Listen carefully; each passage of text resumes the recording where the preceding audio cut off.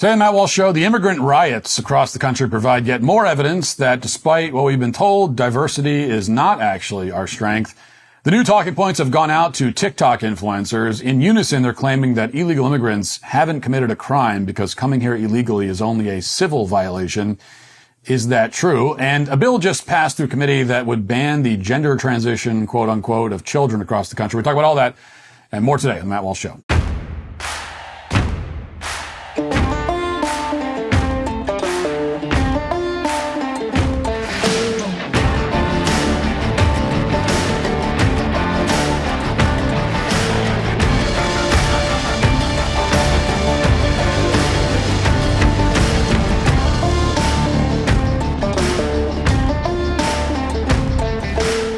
Truth, courage, sanity, just a few things your dad passed down. Return the favor this Father's Day with 40% off a new DailyWire Plus annual membership at dailywire.com/gift with code DAD40. Do you find yourself tossing and turning all night, constantly flipping your pillow to find the cool side? Well, if you are a hot sleeper, summer nights can become a battle between exhaustion and overheating. That restless cycle of too hot, too cold, never quite right can leave you longing for the cool, comfortable sleep you deserve. With Boll & Branch's best-selling Percale sheets, you'll finally get the cool sleep that you've been craving. These aren't just any ordinary sheets. They're crafted with special cooling weaves, which use the finest 100% organic cotton that feels crisp and breathable against your skin. Even if you're the sweatiest sleeper in the house, gross, you'll stay comfortably cool all night long. And here's the best part. You can try them risk-free with their 30-night guarantee. No matter your bedroom style or mattress size, Boll & Branch has designs and colors to match perfectly. These all-season sheets start with breathable, unmatched softness that only gets better with every wash. I noticed a huge difference the first night that I added my new sheets to the bed. They feel incredibly soft and the quality is unmistakable. There's none of that initial stiffness that you get with the cheaper bedding every night. Since then, I've been sleeping more soundly and comfortably. Feel the difference an extraordinary night's sleep can make with Boll & Branch. Get 15% off plus free shipping on your first set of sheets at bollandbranch.com/Walsh. That's Boll & Branch, BOLLAND branch.com/Walsh to save 15%. Exclusions apply. See site for details. Now that hordes of illegal aliens have decided to demolish sushi restaurants and liberate iPhones from Apple stores in Los Angeles, that's a very roundabout way of making the case that California is really Mexican territory and that no person is illegal. It's easy to lose sight of the fact that we're not the only country that's experiencing a series of major riots at this exact moment. Over in Northern Ireland, the locals have also been taking to the streets all week. In the small town of Ballymena, a population of roughly 31,000, hundreds of rioters have been throwing Molotov cocktails, launching fireworks, smashing store windows with bricks. And these riots have also spread to places like Belfast. Now, some cars have also been destroyed. Trash cans were set on fire. More than a dozen people, including police officers, have been injured. And even as the police use water cannons to try to disperse the rioters, they keep coming back. On the surface, the mayhem might seem similar to what's happening in Los Angeles. In fact, the non-combatants are using similar tactics. In LA, some people are hanging Mexican flags outside their stores in the hopes of deterring rioters from attacking. And in Northern Ireland, they are hanging British flags. But there's at least one very big difference between these two riots. And you could probably guess the difference based on the flags I just mentioned. In Northern Ireland, they're not rioting to demand open borders. They're not angry that the federal government is enforcing immigration law. On the contrary, they are rioting precisely because the government is not enforcing immigration law.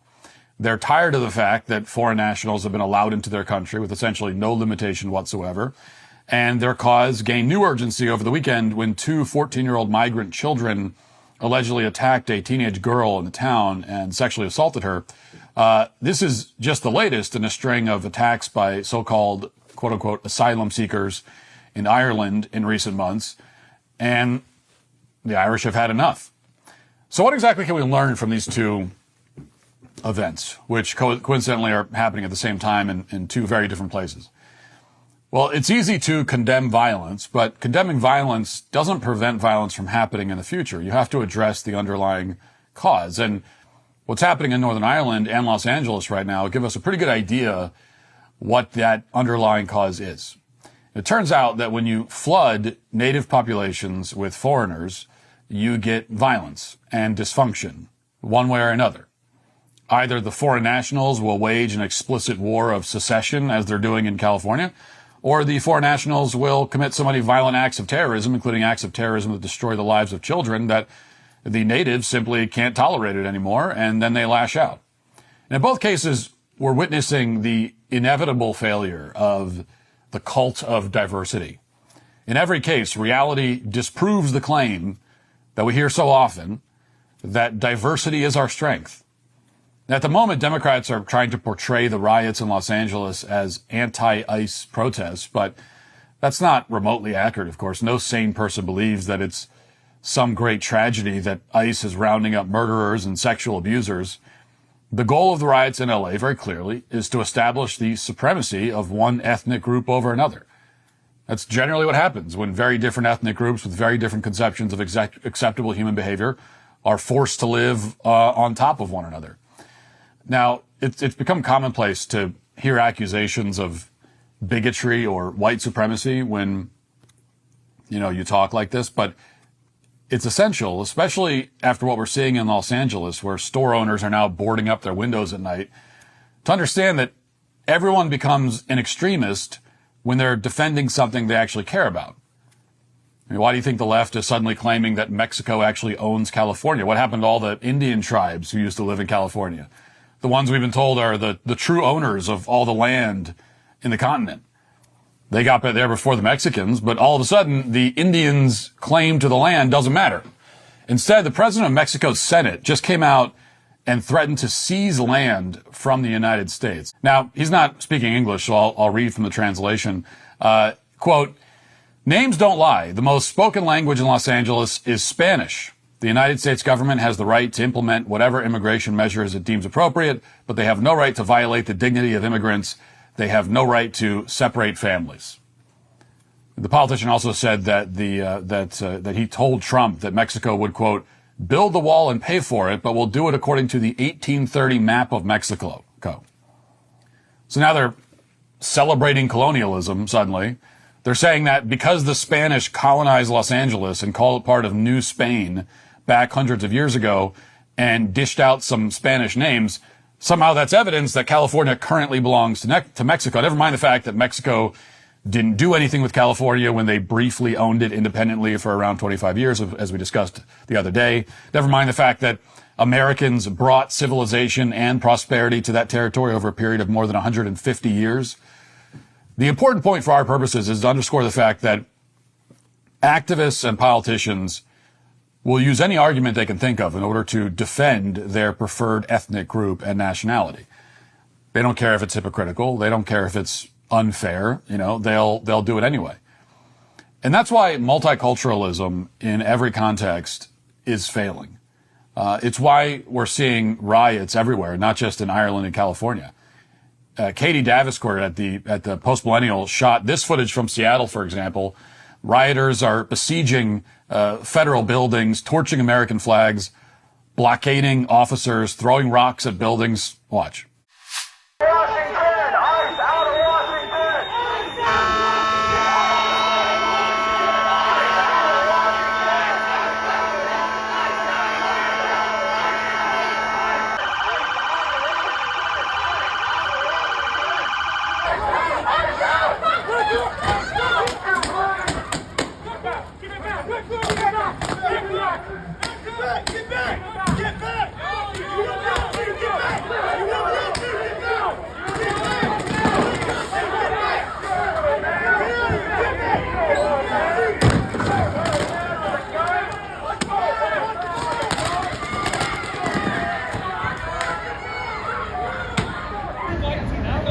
If you want to look out.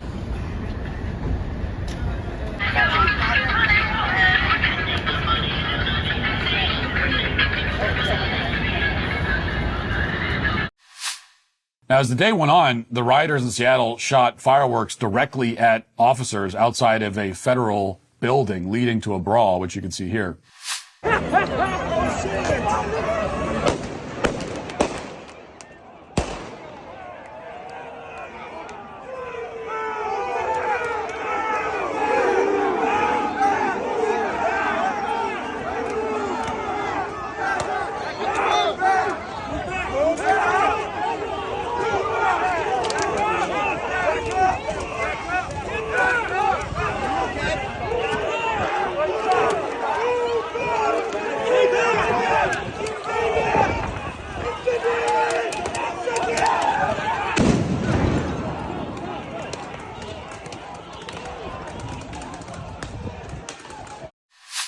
And similar violence is on display in many other cities, including Austin, Dallas, New York.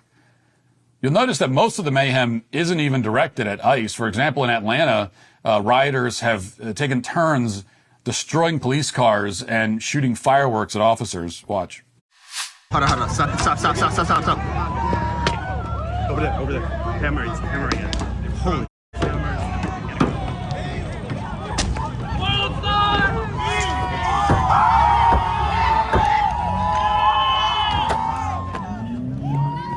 This is well practiced. This is a cone that they put smoke grenades in here. It's a perfect tactic here. You gotta be careful because of all the smoke grenades. Yeah, they're starting to do. But they're putting cones, the protesters are putting cones on the smoke grenades. Among many other failures that are evident in that video, this is a failure of assimilation. One culture that doesn't respect the rule of law is clashing with another culture that does. And by the way, the implications of this culture clash are a lot more pervasive than you might realize. For example, around 15 years ago, the government in the UK ran a study to see if the race of jurors had an impact on the outcome of criminal trials. And here's what they found after conducting a mock trial. Now, it's a really extraordinary chart. As you can see, 39% of white jurors wanted to find the white defendant guilty after hearing all the evidence, but 73% of black and ethnic minority members of the jury wanted to find the white defendant guilty. Now think about that. It's evidence that black jurors are overwhelmingly more likely to convict a white defendant on the same facts. And by contrast, when the defendant was black or minority ethnic, the numbers were much closer. You had 32% of white members of the jury who wanted to convict, while 24% of black and minority members of the jury wanted to convict. Now, to my knowledge, no one in any government in the UK or in this country or any other country has followed up on this data. And I only saw it because it was flagged recently by Jonathan Pallison, a social science researcher. But you think there'd be a lot of interest in this particular topic. I mean, if this data is accurate, it suggests that jury systems simply don't function in multicultural societies. They function more like racial tribunals instead. And we've seen signs of that, of course, most famously in the OJ trial. More recent signs of it, Derek Chauvin. But it could be a lot worse than anyone even realizes. Certainly the situation in America's schools has decayed dramatically due to the alleged blessings of diversity. One of the best illustrations of the dangers of the religion of multiculturalism came to us this week from Andrew Cuomo. Now, of course, he wasn't trying to show why multiculturalism is dangerous. He wasn't trying to expose the cult of diversity, but he did unintentionally. So here's Andrew Cuomo, who wants to become the next mayor of New York, celebrating the fact that 180 different languages are now spoken in the New York school system. And naturally, of course, he says all this while decked out in ethnic garb. But listen to this. The city of New York. We are the capital of diversity. 180 languages spoken in our school system. 180 different languages, people from all across the world. That makes us stronger, not weaker. The capital of diversity, he says proudly. Now, if it's true that there are 180 languages spoken in the New York school system, that is not something to brag about. That is rather a testament to the total insanity of multiculturalism. It is proof, as if we needed more, that diversity is certainly not our strength. And that's why Cuomo can only assert that this huge plurality of languages is a strength, but he can't explain or defend that point in any detail. Like, I have a follow-up question for you, Cuomo. And it's a very simple one. It's the most obvious one. What exactly is the benefit of having a system where people cannot speak to each other or understand one another? I mean, did you read about the Tower of Babel and think that it's a blueprint to follow? I think you might have misunderstood the story. So please give me an example of a scenario where you would walk into a place, hear people speaking all different languages that you can't understand, and say to yourself, wow, thank God. I have no idea what the hell anyone is saying. I can't communicate with anyone. This is great. Why would you ever say that? In what exact scenario? Here's a better question. When have you ever encountered a task that would be best performed by people who cannot communicate with each other? Well, you've never encountered such a task because making things more confused and unintelligible is never the best way to accomplish any task. Least of all is it the best way to accomplish the task of building and maintaining a country. There are a few things that are fundamentally necessary in order for a nation to continue existing or to exist in the first place. A shared language is one of those things. A shared culture is another one which is built on top of your shared language. If you have a country with hundreds of languages and hundreds of cultures, you don't have a country. You have a geographic area where a bunch of people live, but you don't have a nation. You don't have a people. Now, this nation is called the United States of America. United is right there in the title.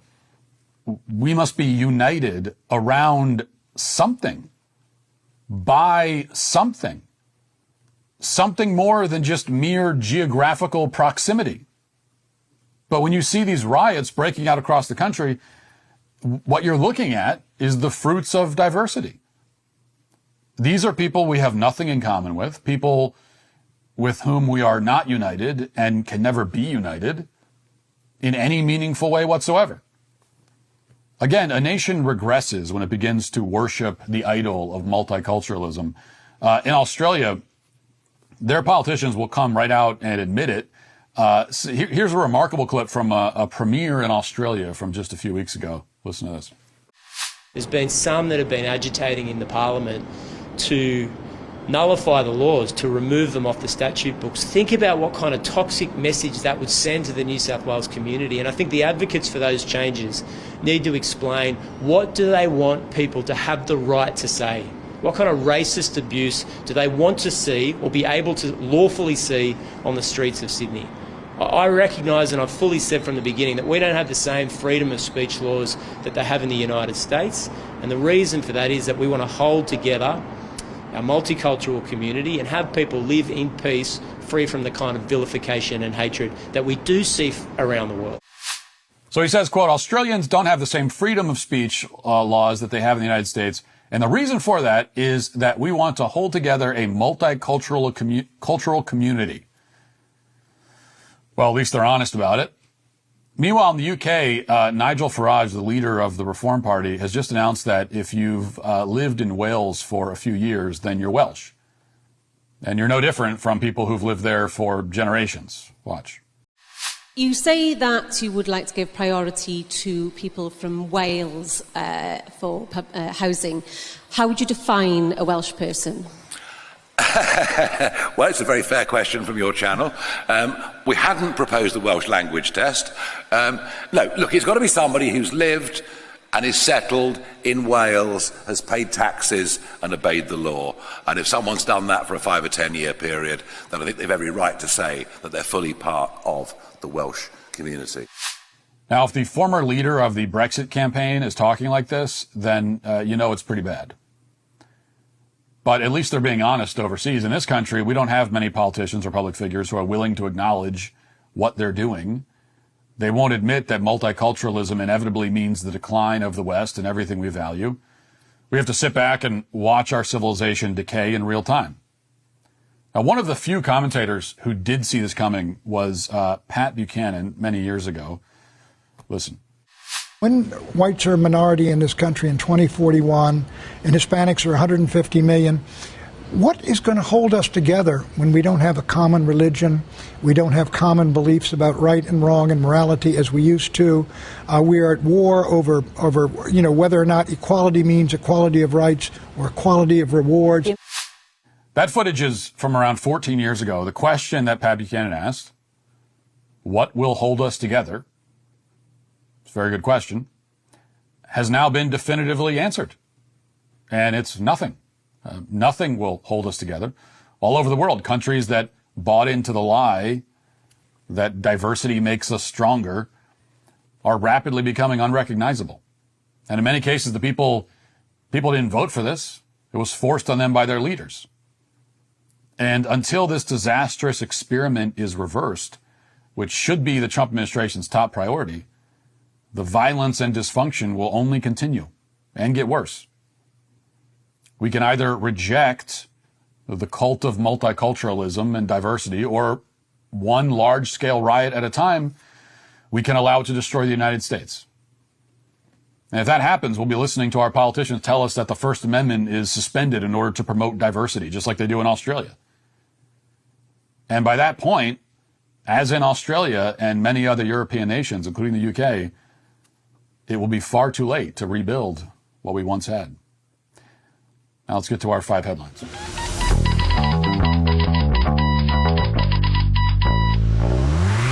If you feel like you keep juggling expensive supplements that are just getting more unaffordable to keep up with, then Everyday Dose will be a lifesaver for you. Everyday Dose transforms your morning coffee into a powerhouse of vitamins, minerals, and amino acids, all in one affordable cup. Just 30 seconds to prepare, and you're getting your caffeine fix plus all the nutrients your body needs. One delicious cup, one simple solution. Everyday Dose isn't just coffee, it's coffee plus benefits. They've infused their 100% Arabica beans with lion's mane, chaga, collagen protein, and brain-boosting nootropics for clean, sustained energy without the crash or jitters. You can choose between their mild Coffee Plus, which is light, smooth, and gentle on sensitive stomachs, or Coffee Plus Bold, which is a rich, full-bodied medium roast with an extra energy kick. Both deliver the same functional benefits and undergo rigorous third-party testing to ensure you're getting the best quality. Your brain and body will thank you. Get 45% off your first subscription order of 30 servings of Coffee Plus or Bold Plus. You'll also receive a starter kit with over $100 in free gifts, including a rechargeable frother and gunmetal serving spoon, by going to everydaydose.com/Walsh or entering Walsh at checkout. You also get free gifts throughout the year. That's everydaydose.com/Walsh for 45% off your first order. I just saw this before we started recording, so I wanted to touch on it because I find it to be extremely disturbing. Trump on Truth Social this, or truthed it out, or whatever the verb is that we're supposed to use. This is what he posted. Let's just say post. He said, "Our great farmers and people in the hotel and leisure business have been stating that our very aggressive policy on immigration is taking very good, long-time workers away from them, with those jobs being almost impossible to replace. In many cases, the criminals allowed into our country by the very stupid Biden open borders policy are applying for those jobs. This is not good. We must protect our farmers, but get the criminals out of the USA. Changes are coming." Yes, I find this very disturbing, because this is not what we voted for. This is not it.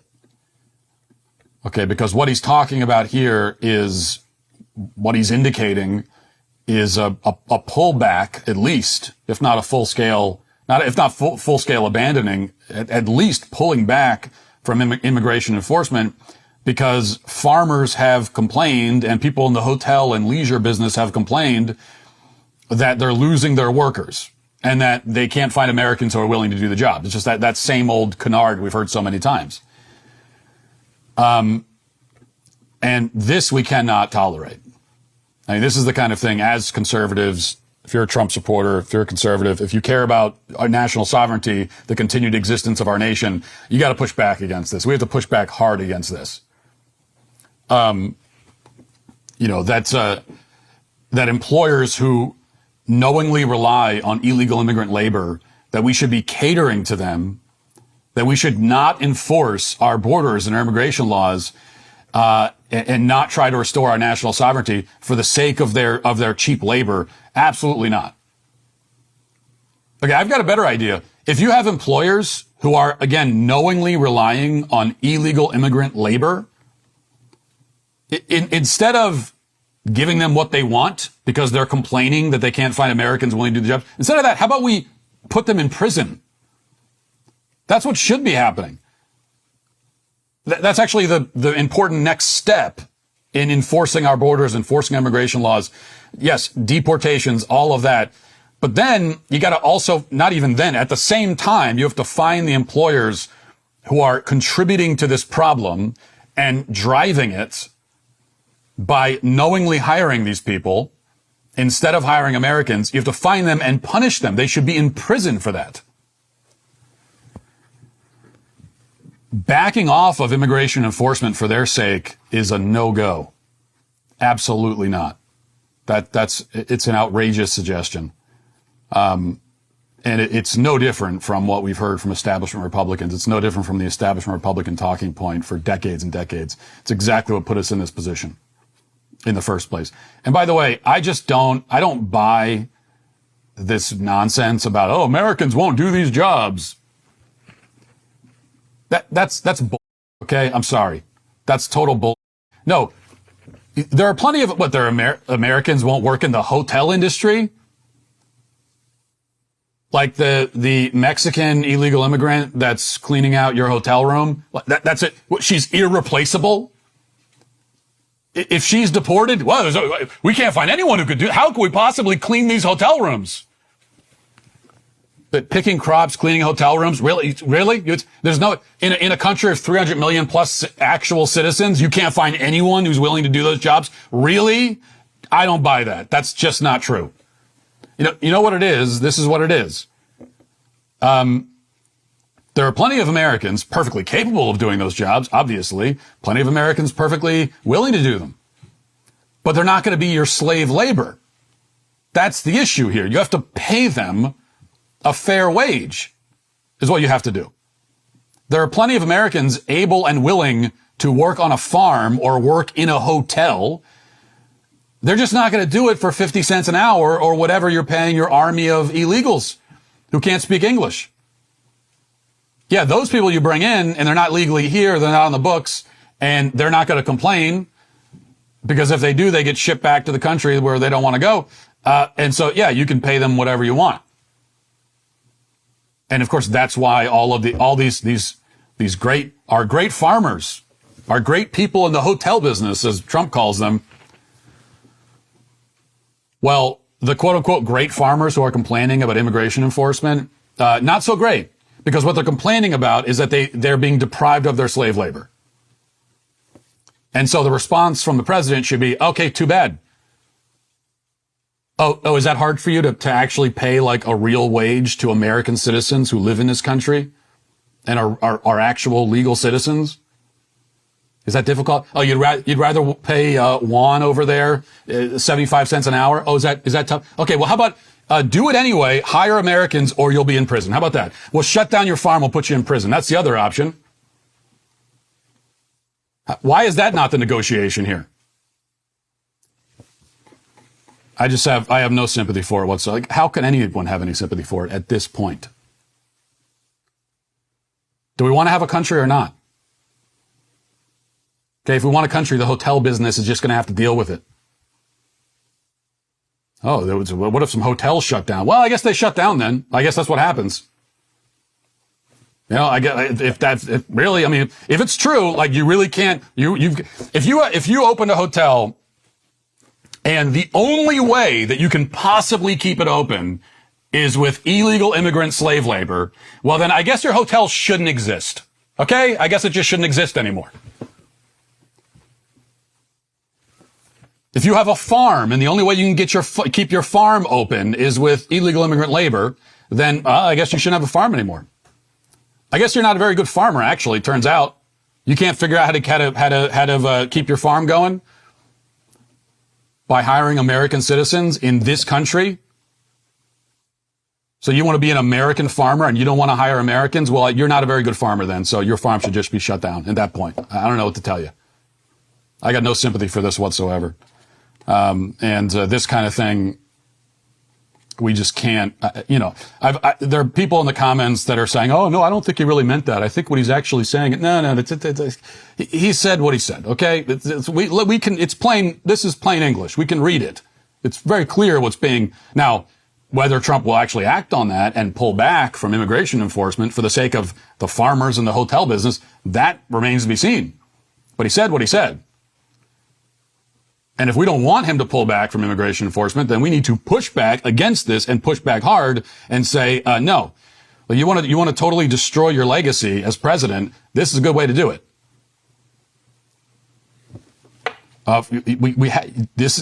You've got to, not only would it be continuing to undermine American sovereignty and destroying our national identity, that's bad enough. But also at this point, if you don't follow through and start and deport these people, if you cave to the farmers and the hotel business and the leisure business, then on top of everything else, you're also giving these rioters exactly what they want. And you're letting them win. And you're emboldening them. Okay, and then what happens? It means we get more of it. That means the next time they're upset about it, what are they going to do? They're going to go burn down some city blocks again, and then they get what they want, which is a pattern that we've seen over the years. So this just cannot be. This is not acceptable. It's just not. All right. Let's see. What else do we have here? The journalist, so we're on the subject of immigration, I'll also hit this. The journalist Colin Rugg has compiled a montage of TikTok influencers who have all at the same time glommed onto the same talking point. And they've all very suddenly at the same time become fond of claiming that entering the country illegally is just a civil violation like jaywalking. And it's funny when they all just pick up on the exact same talking point at the exact same time. But watch this. Being in a country that you're in illegally is a civil offense, not a criminal one. You know what else is a civil offense? Jaywalking. And being undocumented is not a criminal offense. It's a civil one. And if you've ever jaywalked, congratulations, because you've also committed a civil offense. Have you ever sped over the speed limit? Have you ever drank or smoked underage? Have you ever drank and then driven a car? What about jaywalking? Being undocumented in America is a civil offense. It's not a criminal one. It's the same caliber of crime as a traffic offense. Just a reminder, in case anyone forgot, being undocumented is a civil offense, not a criminal one. If you've so much as littered on public property, I never want to hear, oh, but they broke a law, as a justification for your hate. Now, this talking point, it's all over X as well. I've seen a million tweets making this claim. Maybe not a million, like dozens. So close enough. But anyway, a couple of things about this. First of all, it's not true.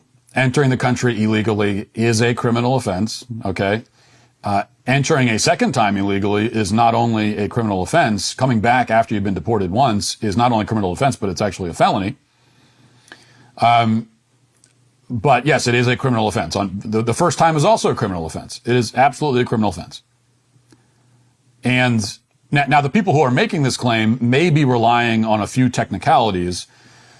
Well, I should say these people that we just saw in the montage are relying on whoever gave them the talking point. They have no idea what's going on. It's not like those girls in the montage are cleverly devising some way to present illegal entry as a civil offense. They just have no clue what they're talking about. They have the collective IQ of a spatula, no offense to them. But the talking point itself is based on some technicalities, like the fact that, as far as I understand it, if you're in the country illegally because you overstayed a visa, as opposed to sneaking in across the border, then that is a civil offense. And also, even though, and this is really the technicality that this all sort of hangs on, is that even though illegal entry is a criminal offense, it is usually treated like a civil offense. Deportation is a civil penalty, not a criminal one. Again, I'm not a lawyer, but I think that's how it all breaks down. But still, the thrust of the point is incorrect. Coming to the country illegally is a crime. It is a criminal offense. So we can rightly call illegal aliens criminal aliens because that's what they are. It is not a violation on the level of jaywalking, despite what you just heard. Although, side note about that, it's always funny to me that people will use jaywalking as like the prime example of a silly or frivolous law.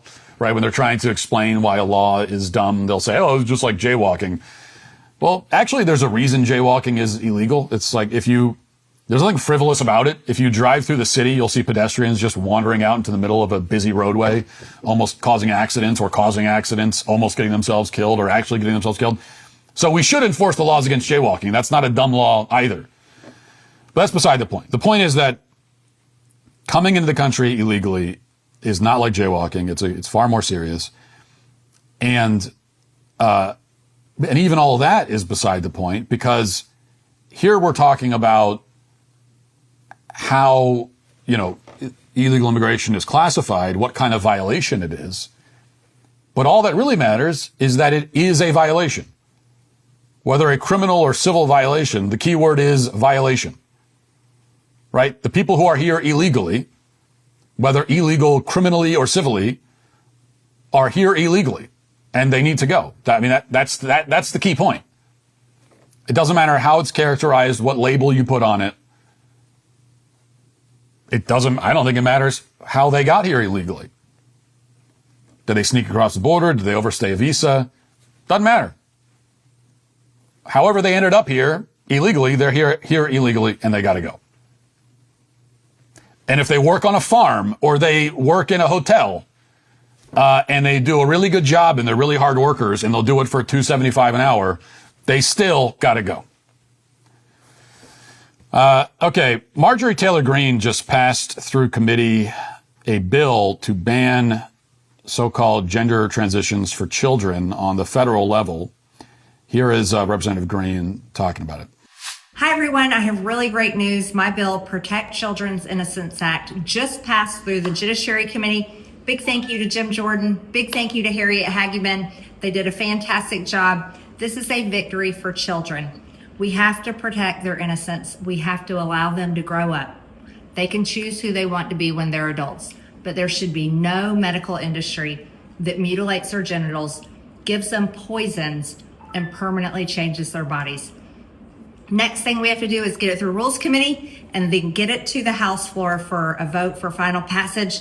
This is what we campaigned on. President Trump wrote an executive order to criminalize sex changes on kids, and this is the will of the American people. Stay tuned for more. Now, there were some in this committee who were very upset about this bill, as you would expect. Representative Jayapal, who's one of the more on this topic, one of the more militant members of Congress. Let's listen to her outburst. What is barbaric is this legislation. What is barbaric is targeting trans kids in this country who are not doing you any harm. Show me a trans kid who's doing you harm. And then tell me how many of you are parents that would do anything that you could to protect your kids and to make sure that they didn't commit suicide, that they were actually able to engage in the world in a healthy way. Tell me what you wouldn't do for your children.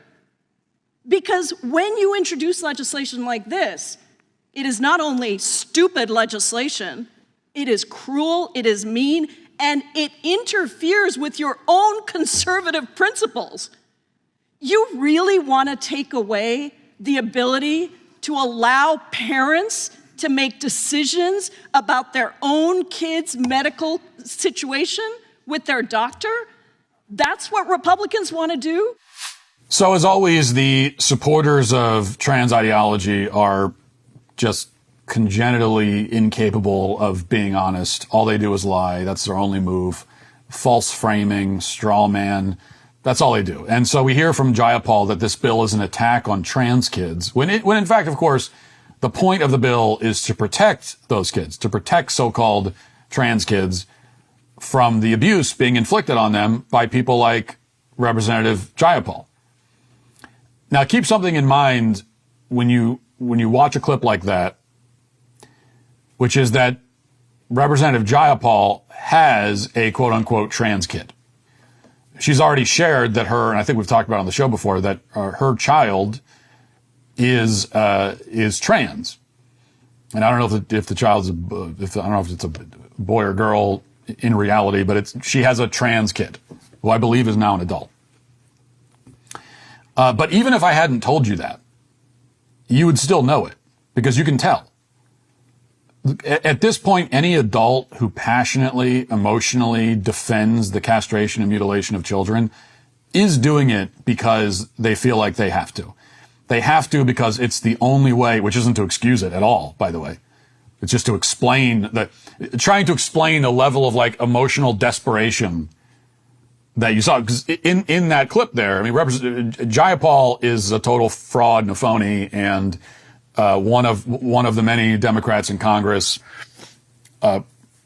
who's very theatrical. But when you look at that, you could tell it's like there's like real panic in her eyes. She looks like she's about to start crying. And that's real. Now, what she's saying is false. What she's saying is a lie. But the emotions are real. Because she has to defend the transing of kids because that's the only way that she can look at herself in the mirror or sleep at night. These kinds of parents, they have to, because the other option is to admit that they have personally facilitated or allowed or supported or pushed this kind of horrible abuse on their own kids. Right? The other option is for them to go back to their kids and say, hey, I got this wrong, and now your life and your body are destroyed. And it's my fault. And I'm sorry. And there's nothing I can ever do to make it up to you. Your life has been irrevocably changed in ways that cannot be reversed because of me. That's what they would have to say to their kids, and they can't. I mean, to say that would take a level of moral courage and integrity that these people don't have. They're not capable of moral courage or integrity. If they were, they wouldn't have done this to their kids in the first place. So that's why Jayapal is taking this so personally. It's why she's practically in tears over it, because she sees this whole discussion as a personal attack against her. She sees it as an indictment of her as a mother. And to that fear, I want to personally say to Representative Jayapal that you're right. It is an indictment of you personally. You're a terrible mother. You're a terrible mother and a terrible person. And you have done unspeakably awful things to your own child. Or at the very least, allowed those things to be done without protecting and defending your child. So yeah, you're a terrible person, a terrible mother. And if you feel like that's kind of what we're saying, well, yeah, that's what we're saying. And we need to protect kids from people like her. So this bill needs to be passed into law. There's no excuse for it not to be. It needs to make it needs to get a full vote, and it needs to. Every single Republican should be voting in favor of this. It's not only obviously the right thing to do, but it's also it will cost you nothing politically.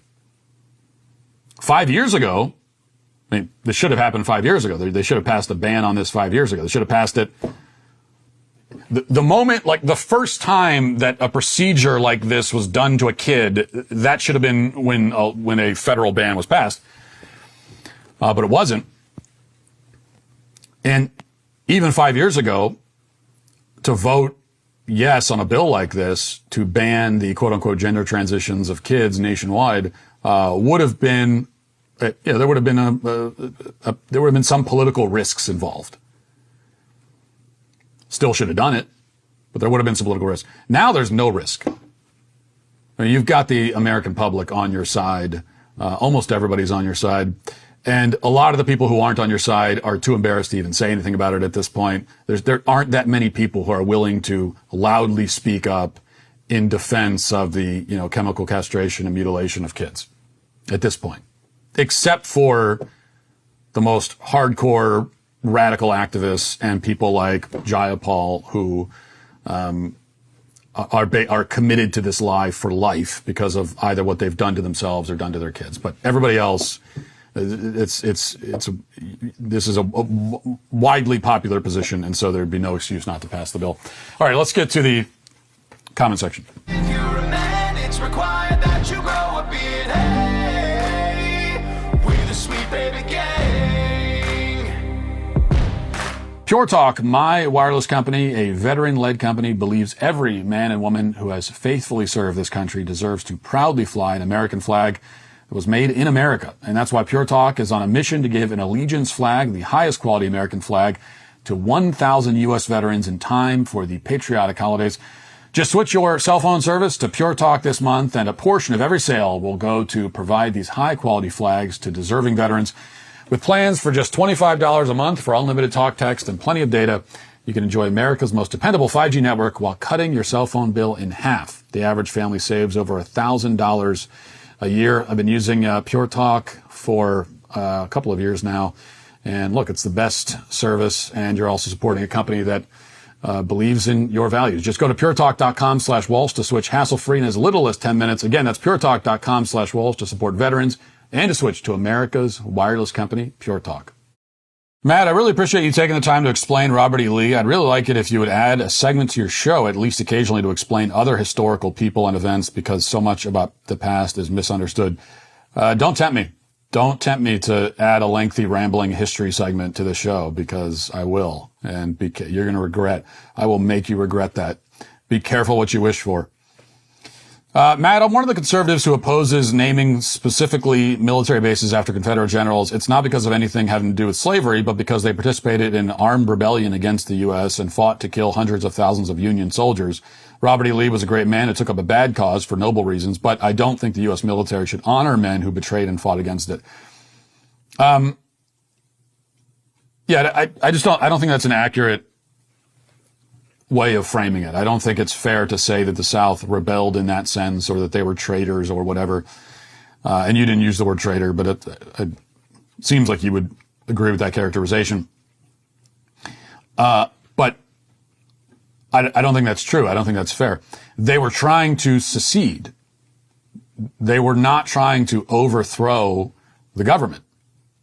And that's actually an important distinction.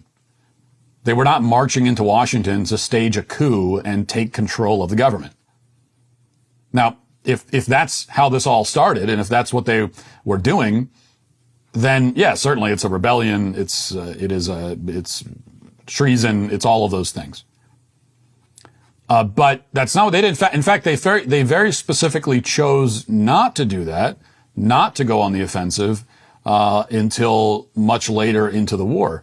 I mean, after the Confederacy's victory at Bull Run, they maybe could have gone on the attack, right? Even marched on Washington. The Union was in disarray at the time. Could have totally rewritten history, maybe, if they had decided to march on Washington in the immediate aftermath of that, but they didn't do that. And that's because the South was trying to leave. They were trying to secede. They believed that they had the moral and legal right to secede. And that is because they believed that the states were independent entities which had entered into a union voluntarily.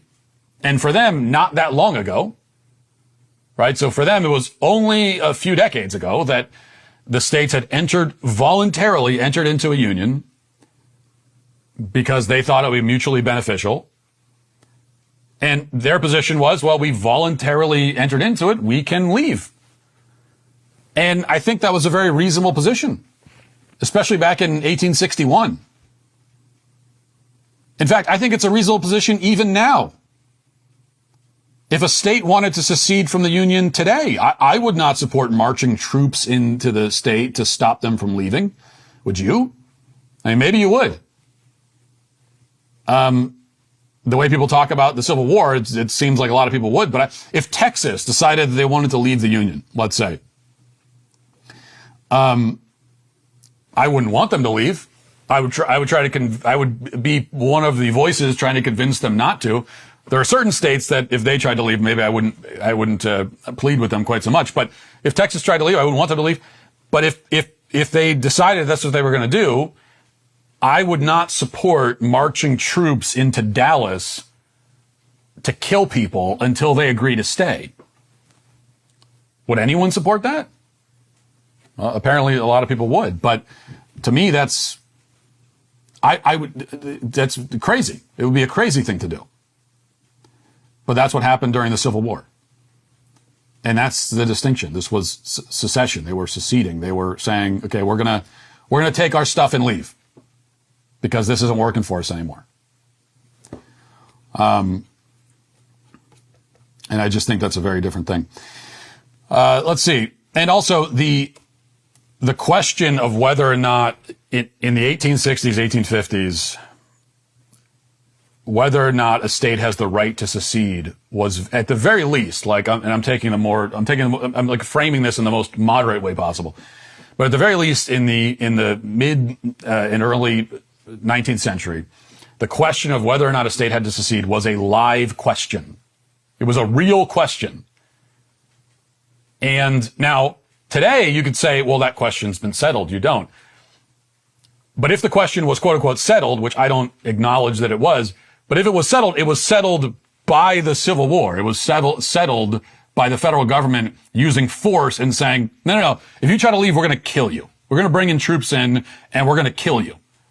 And if that's not enough, we're going to start burning down your homes and farms until you stay. So if it's settled at all, it was settled by that. But that just means that at the start of the conflict, it had not been settled yet. So I think that's the way you have to look at it. Walsh, the reason why you can't pay your lemonade stand employees $3 an hour is because such an agreement is void as per public policy. It's inhumane to pay a pauper's wage to someone in 2025, whether it's their career or not. That's irrelevant. Void as against public policy is one of the first things you learn in law school. Ask Ben about it. Well, I think that's ridiculous. I mean, look, we just talked about Trump's, the Trump tweet or Truth Social post about the farms and the hotel industry that they can't find Americans who will do this job. And it's like, well, no, because they want slave labor. You got to pay people a fair wage. So I believe that you need to pay people a fair wage. I totally believe in that.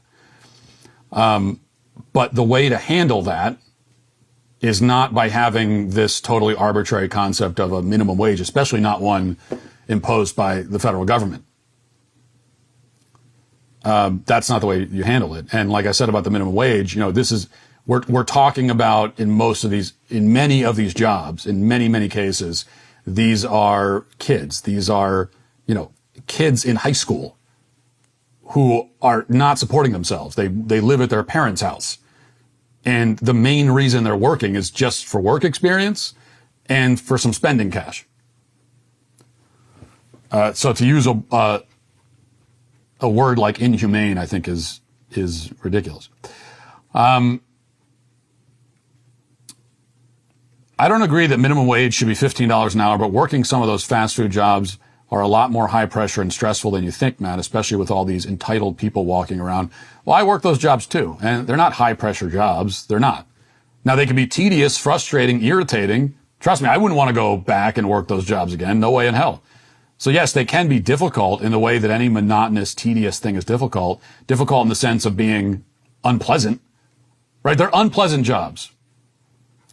They are unpleasant, but they're not high pressure. No, because now when you climb up the ladder a bit, there are plenty of jobs you can have in the food industry that are high pressure for sure, but an entry level hourly job in fast food is not a high pressure position.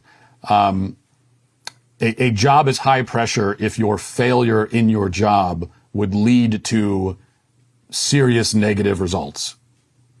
Okay, it's like when walking a tightrope is high pressure because if you fall, you die. It's a lot of pressure. High pressure means that there's a lot riding on the successful completion of the task at hand. When you're an hourly minimum wage worker at a drive-through, again, jobs that a lot of us did when you're 17 years old working a job like that, it's not a high pressure job. It's a job that almost anyone could do. If you fail in the job, they can easily replace you. And if you do fail in the job, the worst consequence is that the drive-through slows down a little bit and the customers are a little bit annoyed. But then, of course, customers are always annoyed in drive-thrus now because it's always slow anyway. Finally, Matt, let me start by saying you are by far the best DW host. My question is, why is a segment called 5 Headlines? There are almost never 5. My best estimation is an average of about 3, sometimes 2, occasionally 4, but 5 seems to be a bit of a stretch. Just curious. Well, 5 headlines, it's more of a spiritual reality. I think there are 5 headlines in a kind of a transcendent, mystical sense. Like there may not be 5 headlines in the literal sense, but I think in my heart and in all of our hearts, there are always 5 headlines. And I hope that clears things up a little bit. Yeah, we all know the gun safe dilemma. Lock it up properly and you're fumbling around when you actually need it, or keep it accessible and pray that nothing goes wrong. Stopbox USA figured this out with their Stopbox Pro. It's completely mechanical, no batteries to die, no codes to forget, no apps to crash, just 5 buttons that only respond to your specific sequence. I've been using Stopbox Pro for several months now, and I couldn't be happier with how it balances simplicity and security in my home, especially with kids around. Plus, the whole thing runs on muscle memory, so when adrenaline kicks in, you're not standing there like an idiot trying to remember your code or your anniversary date or whatever it was. It's finally a lockbox that doesn't make you choose between being responsible and being ready. Plus, for those of you who travel, it's TSA compliant, so you can actually fly with it properly secured and check baggage. So it turns out TSA is not a big fan of just throwing loose weapons into your bag. Definitely don't do that. For limited time only, our listeners are getting a crazy deal. Our listeners are getting 10% off your entire order when you use code Walsh10. And right now, Stopbox is also running a deal on their most popular bundle, the 2-pack, which saves you over 30% and comes with free accessories and shipping. That's 10% off and a big bundle discount when you use code Walsh10 at StopboxUSA.com. Discover a better way to balance security and readiness with Stopbox. Dad raised you to think critically, to value truth, to reject cultural insanity. This Father's Day, return the favor with a year of DailyWire Plus. Right now, 40% off new annual memberships with code DAD40. Give Dad access to Am I Racist?, Dr. Jordan B. Peterson's Parenting, and daily ad-free shows from the most trusted voices in conservative media. Offer ends on Father's Day, so you don't want to miss it. Go to dailywire.com/gift today. Now let's get to our daily cancellation.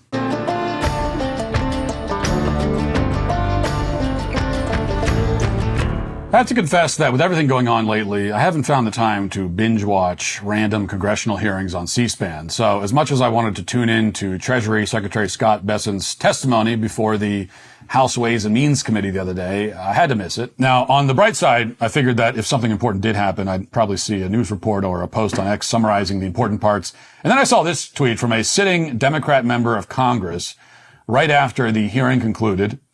And as I read this post, I realized that, I must have missed quite a hearing indeed. So here's what this member of Congress wrote.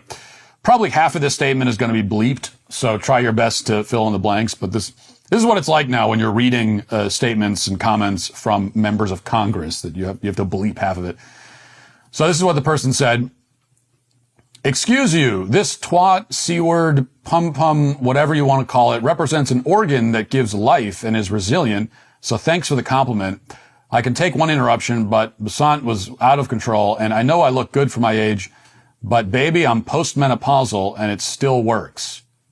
Then there's a twig and berries emoji and a water drop emoji, and that's the entire statement from this member of Congress. Now, as I came across this piece of writing, I didn't have any context for it, so I had to work my way backwards, like Memento or something. But even without the context, it was pretty safe to conclude that there is no universe in which a sitting member of Congress should ever post something like this for any reason. I mean, even if you eliminate the emojis from the equation, it's still quite undignified and unprofessional. She begins by rattling off a bunch of euphemisms for the female reproductive organ and then proceeds to alert the entire world that her reproductive system, quote, still works, and confirms that, quote, baby, I'm postmenopausal. And again, this tweet somehow resulted from a hearing with the Treasury Secretary about the U.S. economy. Now, upon further investigation, as in by looking at the top of the post, I determined that it was written by a woman named Stacey Plaskett, who serves as the delegate from the Virgin Islands, because apparently we allow the Virgin Islands to have representation in Congress, which is something that obviously needs to be rescinded immediately. In any event, Plaskett was responding to a random guy who commented on the hearing with the Treasury Secretary. Here's what he wrote, quote, do all these twats have their PMS cycles synced? Someone needs to ship a case of Midol to the Capitol this afternoon. Now, admittedly, it's not the most diplomatic tweet from this random account with 400 followers, but somehow it's still more dignified than what the member of Congress wrote. And then I watched the video that this random account was talking about, and I came to realize that he had a point. This is the relevant footage from the Bessent hearing featuring this question from Stacey Plaskett. Watch.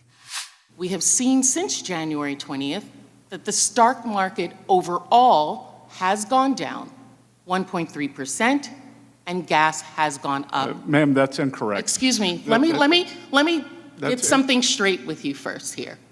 I've seen you interrupt everyone. When you come to someone's house, you respect their rules. And in this house, we don't interrupt individuals. And you're not going to interrupt my time. I'm going to give you time to respond. You may want to jot down some notes about things that you don't agree with me on so that you can respond to them at that time. But while I'm speaking, as the person holding this time, you will refrain from speaking, sir, until I am done, and then I will give you time to speak, okay? Look forward to the facts. Thank you. I'll look forward to your response, whether they're factual or incorrect either. Now, eventually, a Republican member of Congress allowed Besant to respond to Stacey Plaskett, and we'll play that moment in a second because it's pretty hilarious. But first, it needs to be said that already Stacey Plaskett is giving the game away. I mean, all you have to do when a witness interrupts you during a congressional hearing is say, I reclaim my time. And then the chair gives you back the time. It's not a big deal. As a devoted C-SPAN fan who would definitely buy C-SPAN Plus subscriptions if they ever were offered, I can speak with some authority on this. But Stacey Plaskett used this as an opportunity to grandstand because, of course, otherwise nobody would pay attention to this hearing. But it didn't work out for Stacey Plaskett. Here's what happened a few minutes later. Watch. You didn't get a chance to respond to Ms. Plaskett, so I'm going to give you a chance to respond, Secretary Besant. Where did she go wrong in her statement? Well, first of all, I would fire the staffer who did that chart because it stopped in February 2025 and prices are down substantially since then. But that's an inconvenient truth. Secondly, the S&P, if the Congresswoman would care to check Bloomberg, the stock market, as judged by the S&P, which is the most widely held index by American 401ks, is up on the year. Up. It is up month by month. No. Excuse me, ma'am. It's my time. And we don't interrupt. Excuse me, we don't interrupt is what I was learned. Since January 1st, it is my business for 40 years to know what the stock market does, and it is up on the year. So, thank you for that clarification, Secretary. I want to go. Now, in the back of your mind, when you're listening to Besant dismantle her arguments, you're wondering if she's going to be dumb and impulsive enough to interrupt him while he's speaking, and then it happens. She tries to cut him off without any sense of irony and without any regard for the lecture she just gave 3 minutes earlier. It was such a disaster that she promptly hopped on social media to start ranting about her reproductive system. That's how badly she was embarrassed.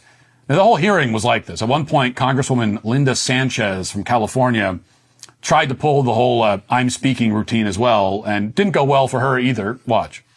In fact, we've already seen that prices are rising on many everyday goods. Congresswoman, please don't interrupt me. The time is mine. The time is mine. Please don't interrupt me.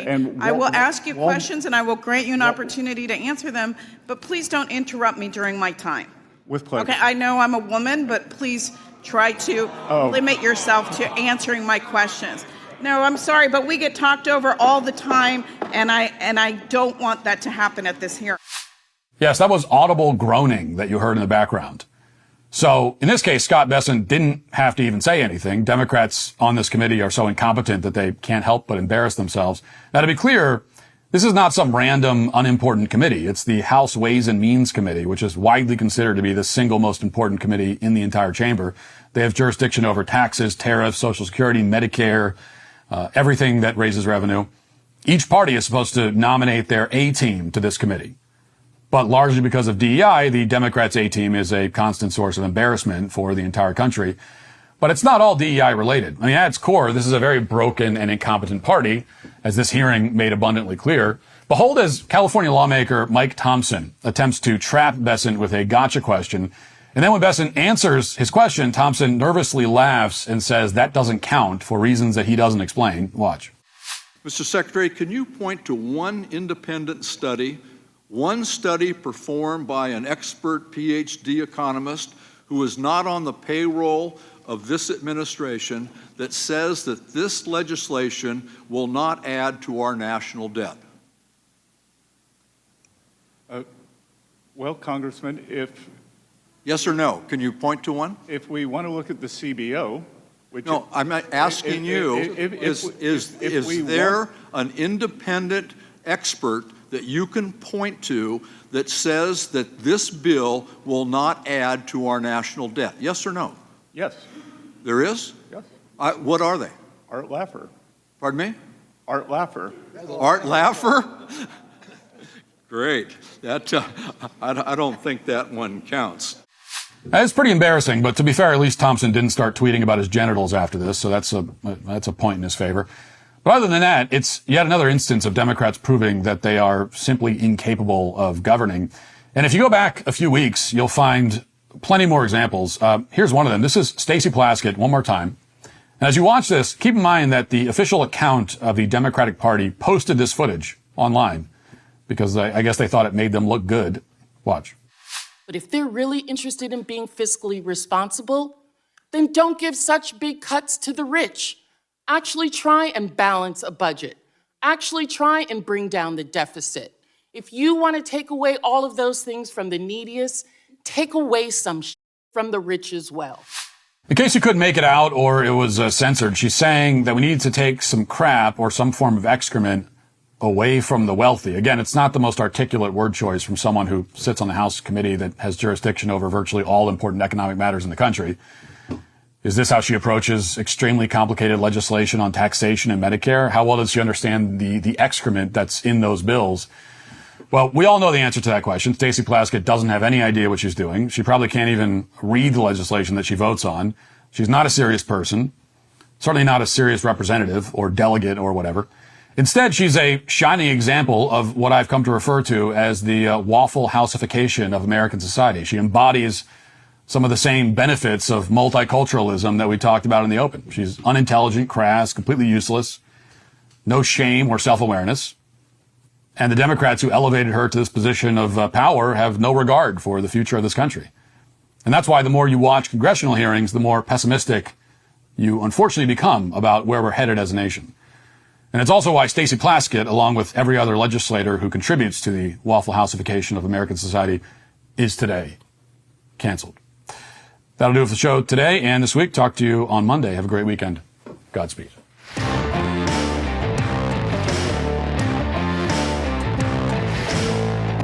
Today on The Ben Shapiro Show, New York considers the possibility of electing a communist mayor. California Governor Gavin Newsom leads the 2028 resistance despite his terrible record. And things heat up in the Middle East as Iran gets feisty over its nuclear program. That's today on The Ben Shapiro Show. Give it a listen.